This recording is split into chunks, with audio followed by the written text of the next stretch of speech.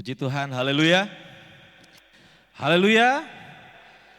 Luar biasa Tuhan kita, sehingga malam hari ini kita bisa datang kembali beribadah.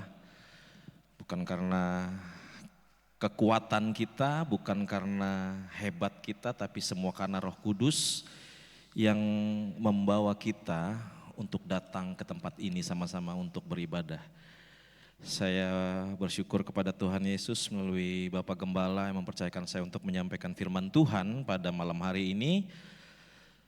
Dan kita tahu bersama bahwa dalam bulan ini kita punya tema yaitu distraction.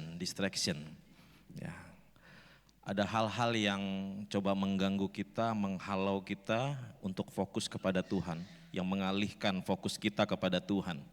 Nah, pertanyaannya malam hari ini, distraction apa yang sedang mempengaruhi kehidupan, kedekatan kita dengan Tuhan pada hari-hari ini? Apa yang membuat orang malas untuk menghadap kepada Tuhan? Apa yang membuat orang malas untuk worship, malas untuk berdoa? Apa yang sedang mengalihkan fokus kita sehingga kita tidak mau mencari Tuhan, ya, atau kita mulai hambar atau hati kita mulai pudar. Nah, kita akan belajar pada malam hari ini. Kita buka sama-sama kitab kita di dalam Habakuk pasal yang ketiga. Kita akan baca dari ayat yang ke-17, 18 dan 19. Habakuk 3 ayat yang ke-17, 18 dan 19 saya bacakan bagi kita perhatikan Alkitab kita yang sudah dapat katakan amin. Sekalipun pohon ara tidak berbunga, pohon anggur tidak berbuah, hasil pohon zaitun mengecewakan, sekalipun ladang-ladang tidak menghasilkan bahan makanan, kambing domba terhalau dari kurungan, dan tidak ada lembu sapi dalam kandang, namun aku akan bersorak-sorak di dalam Tuhan, beria-ria di dalam Allah yang menyelamatkan aku. Allah Tuhanku itu kekuatanku, Ia membuat kakiku seperti kaki rusa, Ia membiarkan aku berjejak di bukit-bukitku. Nah, surat Habakuk adalah kitab yang cukup penting walaupun isinya tidak panjang, hanya beberapa pasal saja, ya, tidak terlalu banyak ayatnya, tetapi ini cukup penting bagi kita, ayat yang cukup populer, ayat yang disenangi oleh orang Kristen, ya, di seluruh penjuru dunia. Tentang 3 ayat ini, mungkin kita juga hafal ayat ini. Nah, Habakuk itu ditulis oleh seorang nabi bertahun-tahun sebelum bangsa Israel itu masuk di tanah pembuangan. Ya. Sebelum mereka dibuang ke Babilonia, ke Persia dan ke timur dari tanah Kanaan. Nah, Habakuk sudah mengingatkan bagi seluruh bangsa ini untuk mereka itu berbalik kepada Tuhan. Dia memperingatkan kepada bangsa ini untuk hidup sungguh-sungguh kepada Tuhan. Karena nanti akan terjadi satu hal yang sangat mengagetkan mereka. Jadi sebelum hal ini terjadi, Nabi Habakuk sudah menjelaskan kepada bangsa ini bahwa kamu harus berbalik kepada Tuhan. Kamu harus hidup sungguh-sungguh di hadapan Tuhan. Karena akan ada datang masanya kamu akan dialihkan. Ya. Kamu akan dibuat tidak fokus untuk datang kepada Tuhan. Akan ada satu distraksi yang besar terjadi di tengah-tengah bangsa ini. Oleh sebab itu ayat ini muncul, dikatakan di sana sekalipun. Ya. Sekalipun itu artinya adalah bahkan jika hal buruk pun terjadi, ya, sekalipun Anda masuk dalam satu skenario yang paling tidak mengenakan dalam dunia ini, sekalipun Anda masuk dalam satu peristiwa yang tidak dapat dibayangkan bagaimana saya harus bisa bertahan di sana. Ayat ini berkata sekalipun, ya, Jadi bangsa ini akan menghadapi yang namanya satu bad situation. Zaman ini akan menghadapi satu peristiwa yang sangat keluh, yang sangat menyakitkan. Karena akan ada beberapa hal yang hilang daripada mereka.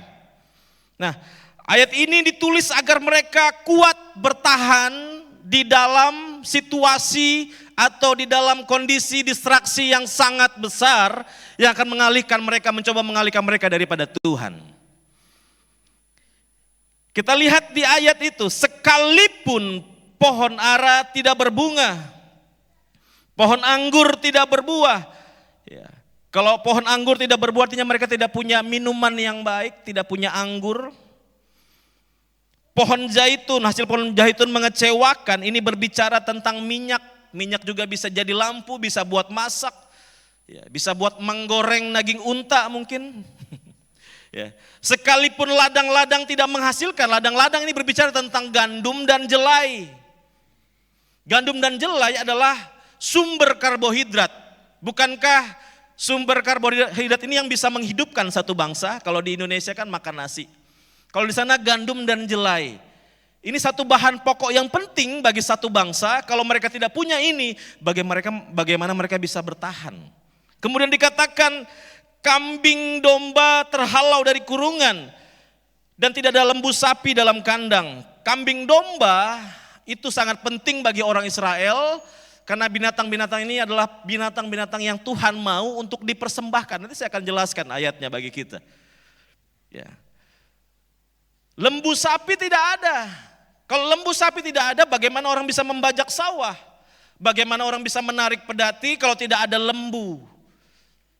Kalau tidak ada sapi, bagaimana orang bisa minum susu? Iya kan? Nah, kita akan melihat di sini di dalam ayat 18 di terjemahan NIV, di sana dikatakan Habakuk 3:18 dalam terjemahan NIV dikatakan, I will rejoice in the Lord, I will be joyful in God my Savior. Katakan haleluya. Iya. Di sana dikatakan, aku akan beria-ria, aku akan bersuka cita di dalam Tuhan, aku akan beria-ria di dalam Allah yang menyelamatkan aku. Ayat yang ke-18. Ya. Kita melihat di sini,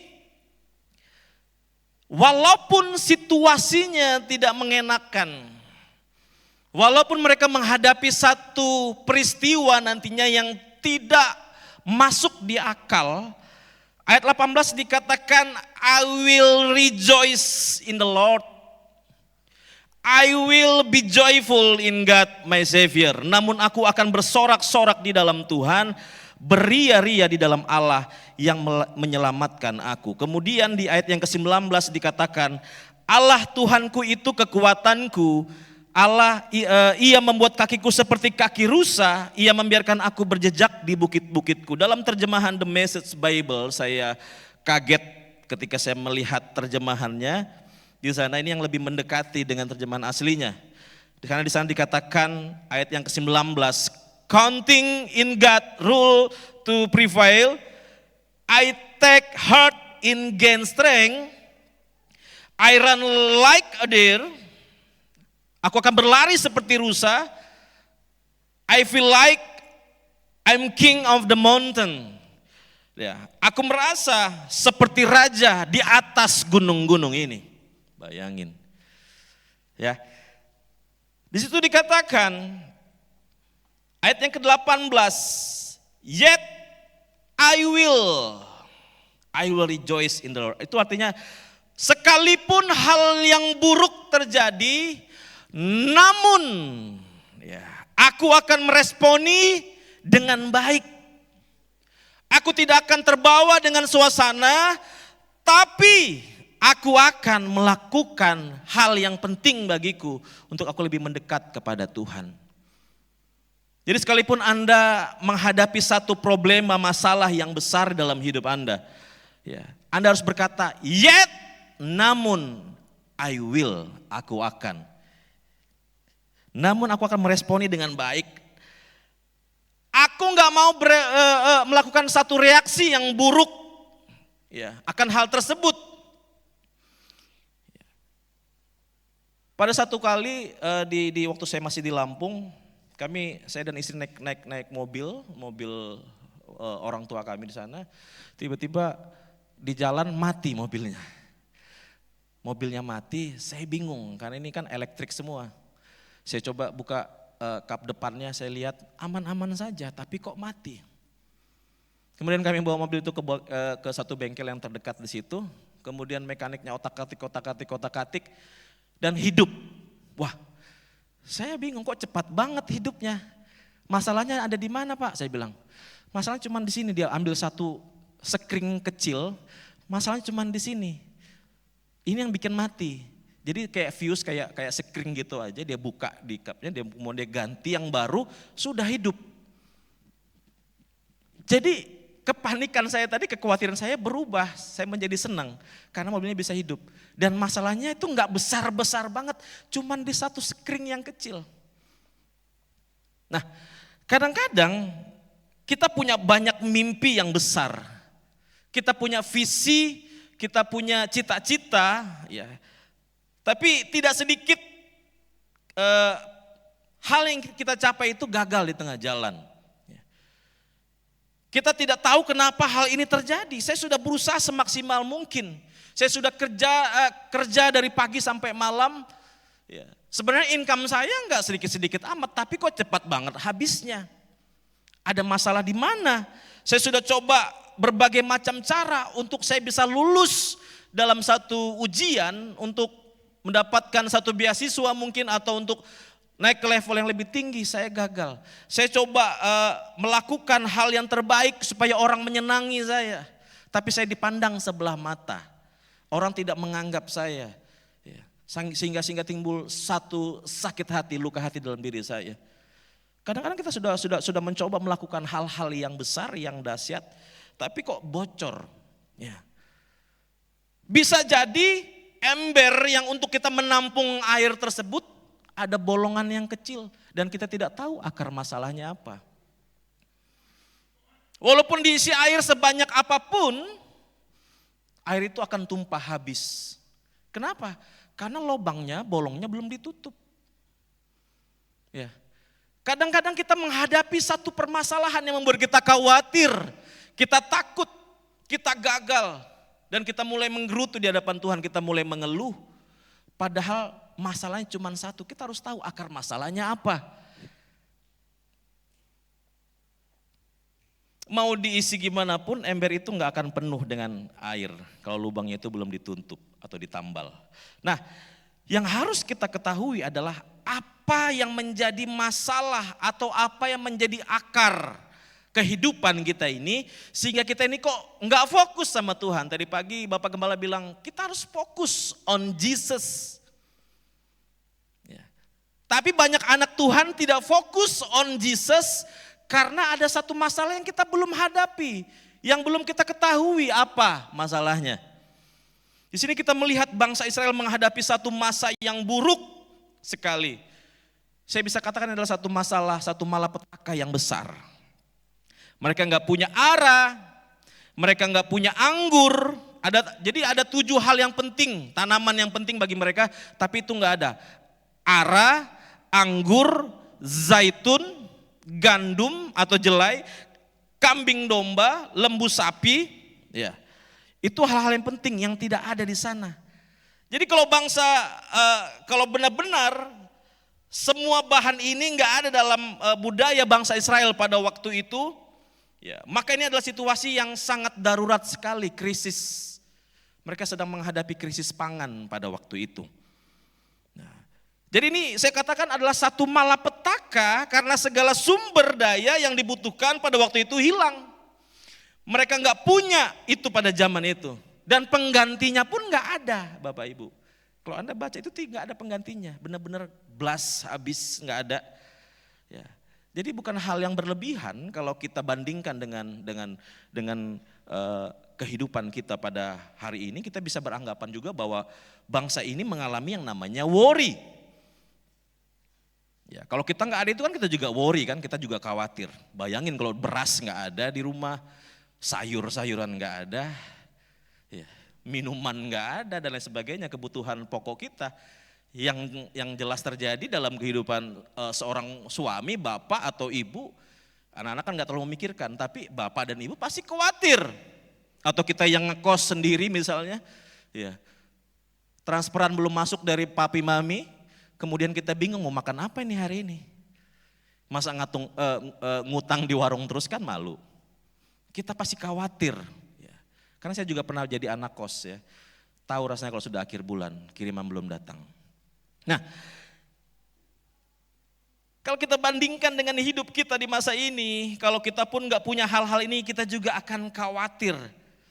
Dan sering sekali yang membuat kita worry atau khawatir adalah urusan yang pertama pekerjaan, work. Yang kedua adalah finansial kita. Yang ketiga adalah kesejahteraan kita.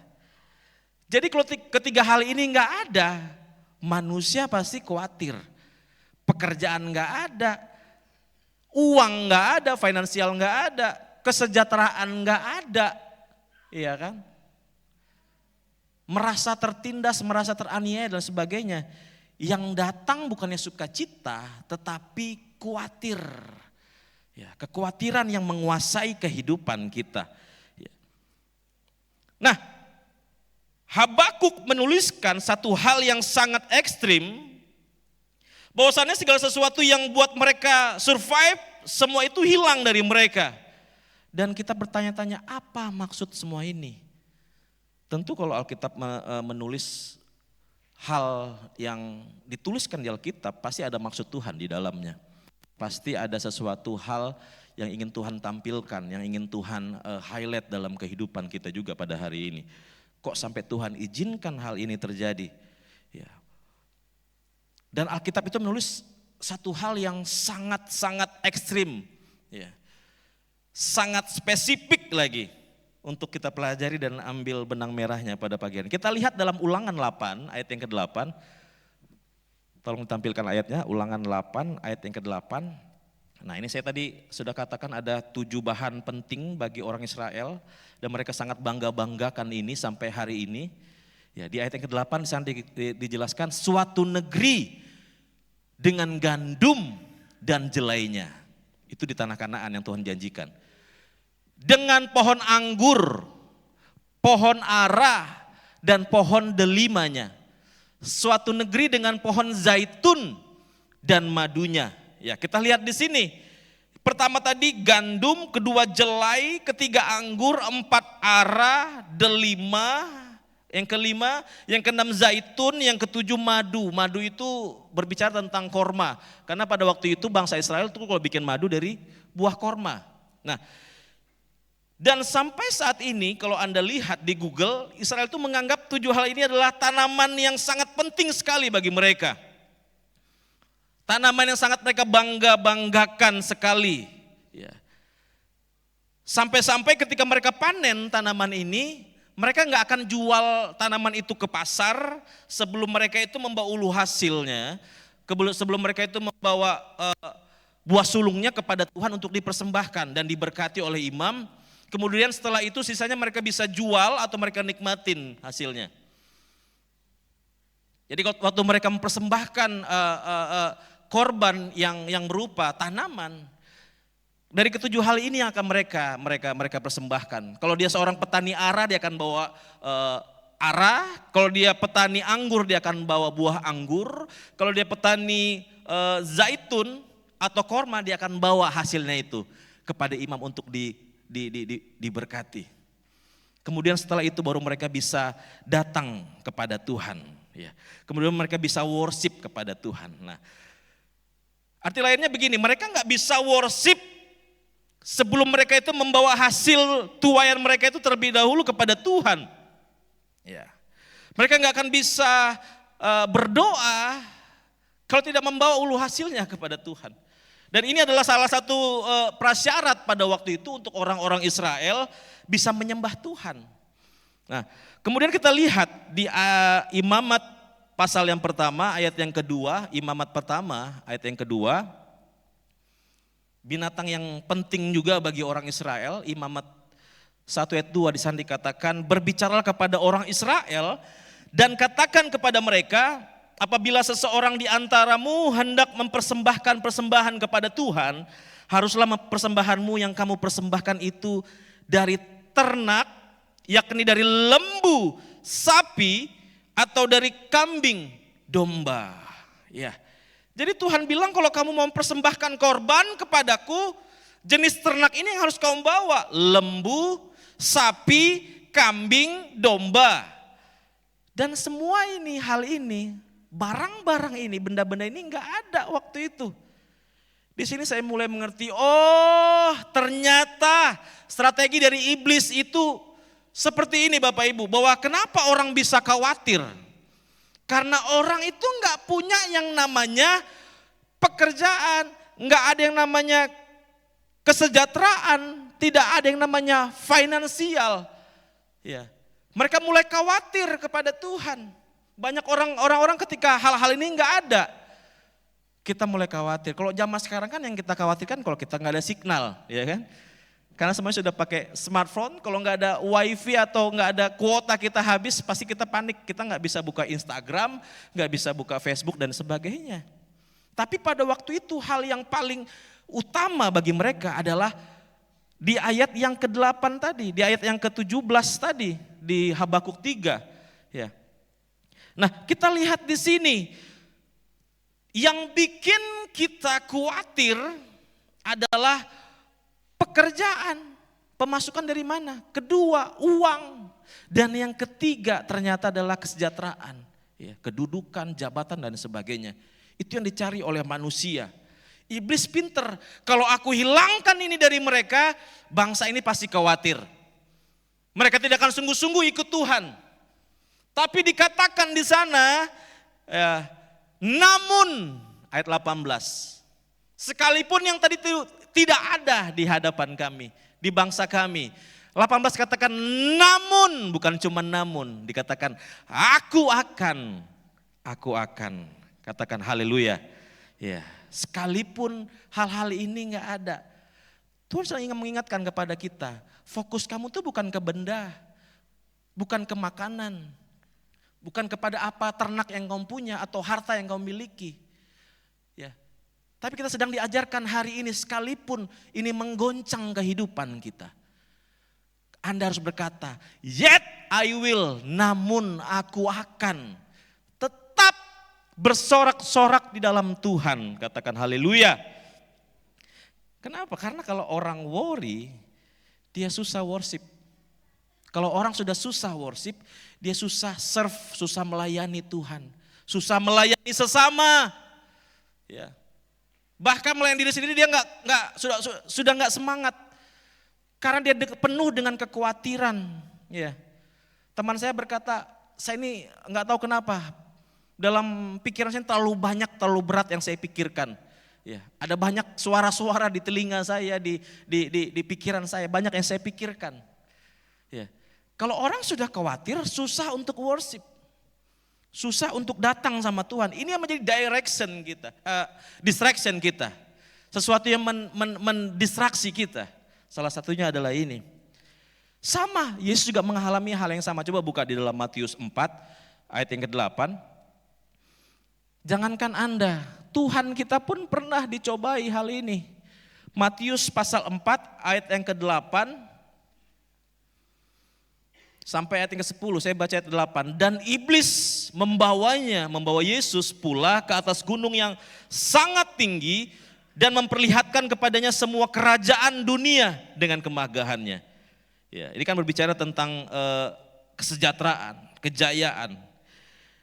9, dan berkata kepadanya, semua itu akan kuberikan kepadamu jika engkau sujud menyembah aku.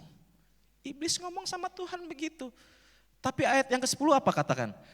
Yesus berkata kepadanya, enyahlah iblis, sebab ada tertulis engkau harus menyembah Tuhan Allahmu dan hanya kepada Dia sajalah engkau berbakti. Jadi kita lihat di sini Yesus pun alami hal yang sama. Jadi ternyata dari awal zaman bumi ini dibentuk, yang iblis ingin curi dari kehidupan kita, yang dia coba untuk rebut dari gerejanya, itu adalah worship. Jangan sampai orang-orang ini datang sama Tuhan. Jangan sampai mereka datang mempersembahkan sesuatu kepada Tuhan. Jangan sampai mereka berdoa sungguh-sungguh kepada Tuhan. Caranya gimana ya? Kata iblis. Oh, dengan cara begini. Hilangkan semua hal-hal yang penting dalam kehidupan mereka. Pertanyaannya malam hari ini, kalau hal-hal ini tidak ada dalam kehidupan kita, kita mau gak ngomong, namun aku akan tetap menyembah Tuhan.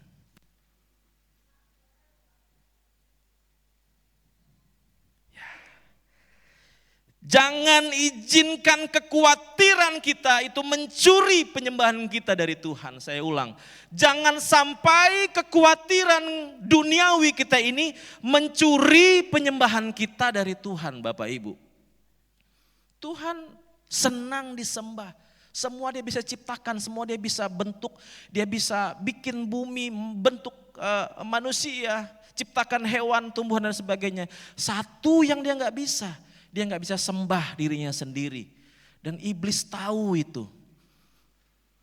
Jangan sampai orang-orang yang berharga ini, yang diciptakan dan dihembuskan ya nafas Allah ini, mereka menyembah Tuhan. Saya nggak mau, kata iblis. Saya harus curi dari mereka. Caranya gimana? Bikin khawatir. Makanya Nabi Habakuk tekankan bagi bangsa Israel, sekalipun terjadi hal yang buruk, satu skenario yang sangat tidak masuk akal, yang tidak bisa dibayangkan dengan mata kita. Namun, katakan namun. 1, 2, 3. Namun, aku akan tetap menyembah Tuhan. Haleluya. Ya, kalaupun Anda dalam situasi ini, kita harus berkata, namun, yet I will, aku akan. Ya, jadi nggak hanya pasrah menerima sebuah kenyataan buruk, tapi aku akan berusaha lebih baik lagi. Aku akan berusaha menjadi yang lebih positif lagi dalam hal ini. I want to worship, apapun keadaannya aku akan tetap menyembah Dia. Luar biasa, nggak ada yang bisa mengalihkan fokus kita. Kalau Tuhan di pihak kita, siapa lawan kita? Ya, jadi caranya gimana? Ya kita yang bisa mengolah hati kita, mengolah mindset kita, pikiran kita. Hanya kita yang bisa merubah paradigma kita. Kalau kita sedang menghadapi situasi buruk, namun aku akan tetap menyembah Dia. Ya, mungkin saudara sudah berusaha melakukan yang lebih baik. Mungkin Anda sudah berusaha semaksimal mungkin, namun gagal tadi saya katakan. Ya, kita sudah buat sesuatu yang baik dalam pekerjaan kita, dalam kantor kita, dalam rumah tangga kita. Ya, kita sudah berusaha mendidik anak-anak kita lebih baik lagi, cuman mereka masuk dalam satu pergaulan, tapi itu tidak membuat hati kita goyah. Ya, sekalipun Anda sudah berusaha di perkuliahan Anda, di studi Anda untuk lebih baik lagi, mungkin belum maksimal, masih ada waktu untuk terus mencoba. Jangan sampai menyerah. Ya, waktu Anda sedang berbisnis, bisnis Anda mulai sepertinya menurun, ya. Ya, ada ciri-ciri mau gulung tikar, ya kan? Karena sudah usaha, modal sudah mulai habis. Ya, kita sudah berbuat hal yang baik, kita angkat seseorang, kita udah hire dia, kemudian dia berbalik menyerang kita. Ya, kita punya hak sebenarnya untuk marah, kita punya hak untuk tidak menerima dia, kita punya hak untuk tidak mengampuni orang yang berbuat salah sama kita. Ya. Tapi kan kekristenan itu berbicara tentang melepaskan hak kita kepada Tuhan. Amin. Anda sulit mengampuni, ya itu hak Anda. Tapi kan kekristenan berbicara kita harus melepaskan hak kita.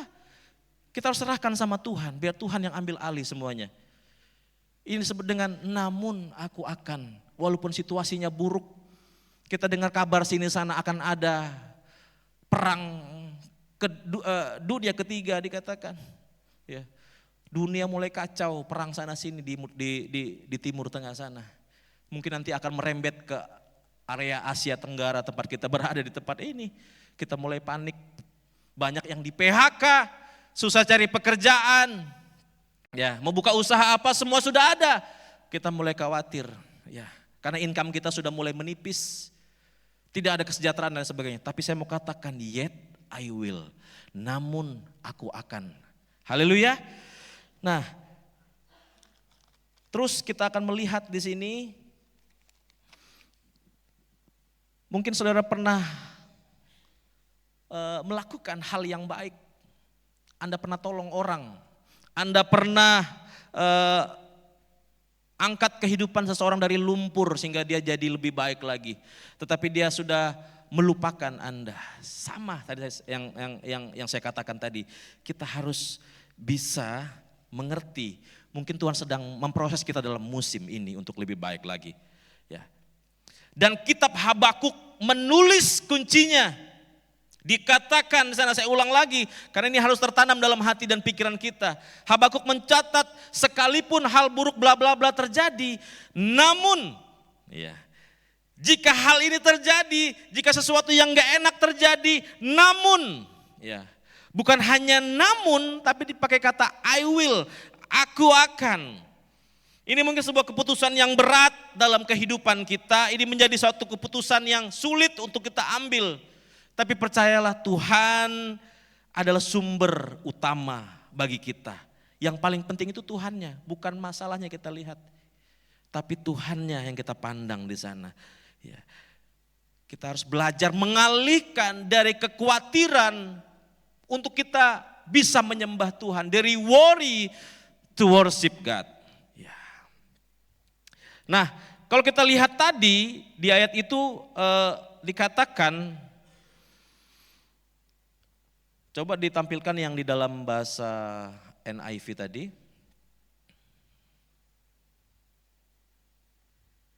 Nah, di situ dikatakan, yet I will rejoice in the Lord. I will joyful in God my Savior. Bukan kata sukacitanya yang saya ingin bahas, tapi ada kata in di sana. Ya, di dalam Tuhan.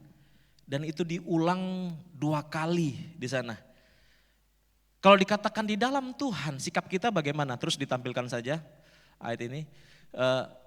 Apa attitude kita di hadapan Tuhan ketika dikatakan kita harus bersukacita di dalam Tuhan? Ya, sikap seorang kekristenan, ya, sikap orang percaya di dalam Tuhan adalah kita beristirahat, rest. Ya, kita istirahat di dalam Dia, karena kita ada di dalam Tuhan. Kalau di kitab Mazmur ada kata setiap kalimat apa gitu sajaknya, kemudian di belakangnya ada kata Selah, berhenti sejenak merenungkan. Nah, saya mau katakan kalau di dalam Tuhan juga, saya tidak tulis PowerPoint, tapi di dalam Tuhan yang pertama itu kita harus rest. Ya, istirahatkan pikiran kita dulu. Ya. Untuk terima sukacita yang besar dari Tuhan, kita harus istirahatkan pikiran kita ini yang terlalu banyak ini lah. Iya kan? Dari hal-hal yang tidak penting, yang membuat kita sulit untuk sukacita. Itu yang pertama. Yang kedua, in the Lord, kemudian dikatakan di bawah, in God my Savior. Ya. Ada kata rejoice di sana kan? Rejoice, kan dari kalau kita buka bahasa Inggris, joyce itu kan arti katanya joy. Ya. Ada rejoice, berarti mengulang kembali. Yang kedua adalah remember. Kita ingat pertolongan Tuhan. Sudah banyak Tuhan buat pertolongan dalam kehidupan kita kan? Kita sudah alami banyak mujizat dalam kehidupan ini. Nah, kita harus ingat perbuatan Tuhan. Dia pernah tolong kita. Dia pernah bawa kita menuju satu perjalanan yang luar biasa, extraordinary journey bersama dengan Dia. Kita ingat saja perbuatan Tuhan. Itu yang kedua. Yang ketiga, sikap kita di dalam Tuhan adalah repeat, tadi saya sudah katakan, karena diulang-ulang di sana, perlu diulang. Ya. Supaya apa ya? Ini agar membuat kita ingat akan segala kebaikan Tuhan. Jadi, yet I will rejoice. Namun aku akan bersukacita. Ternyata sukacita adalah kunci untuk kita berpindah dari kamar yang namanya kekhawatiran menuju ke kamar yang namanya worship, penyembahan kepada Tuhan. Ya. Dan menurut Habakuk kuncinya adalah joy in the Lord, sukacita di dalam Tuhan. Karena iman, waktu kita dekat sama Tuhan, iman kita mulai muncul. Roma katakan iman timbul dari pendengaran akan firman Tuhan. Ya. Kemudian di poin yang terakhir, tolong ditampilkan dari The Message Bible, ayat yang ke-19.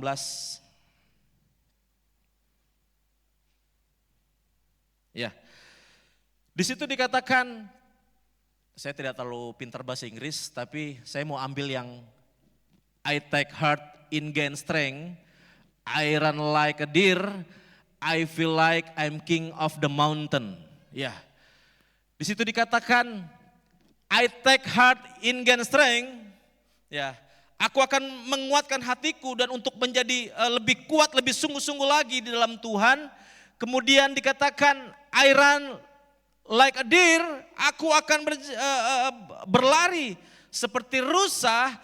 Dan kemudian dikatakan, I feel like I'm king of the mountain. Aku merasa seperti raja di atas gunung-gunung ini, Bapak Ibu. Ya.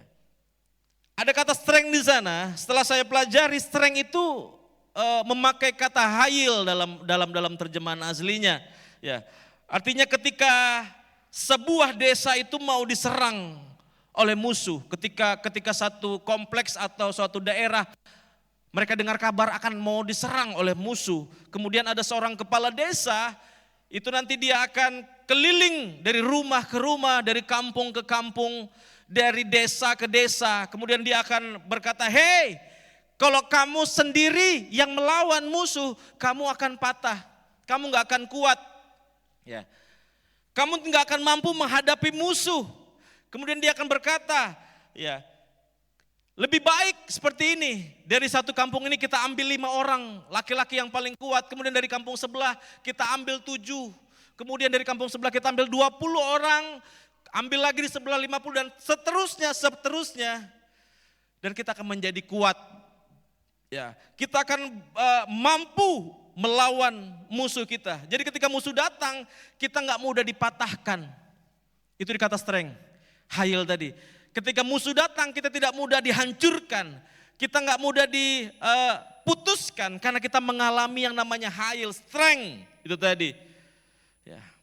Saya tahu di sini mungkin ada yang mengalami luka hati, yang mengalami batinnya tertekan, mengalami satu masalah pribadi yang tidak bisa diceritakan begitu saja kepada orang lain.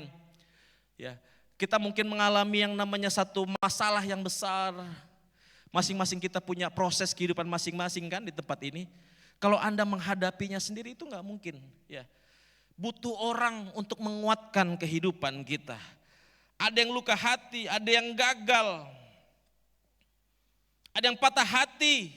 Sehingga tempat untuk menampung sukacita itu nggak ada. Ya, seperti ember yang diisi air tadi bolong. Jadi airnya tumpah terus. Mau diisi bagaimanapun gak akan bisa. Ya. Tapi pada malam hari ini dikatakan, I take heart in gain strength. Ya.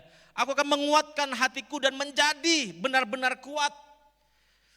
Ya. Malam hari kita akan mengambil satu keputusan yang baik dalam kehidupan kita. Saya undang pemain musik maju ke depan. Ya. Dikatakan, I run like a deer. Aku berlari seperti rusa.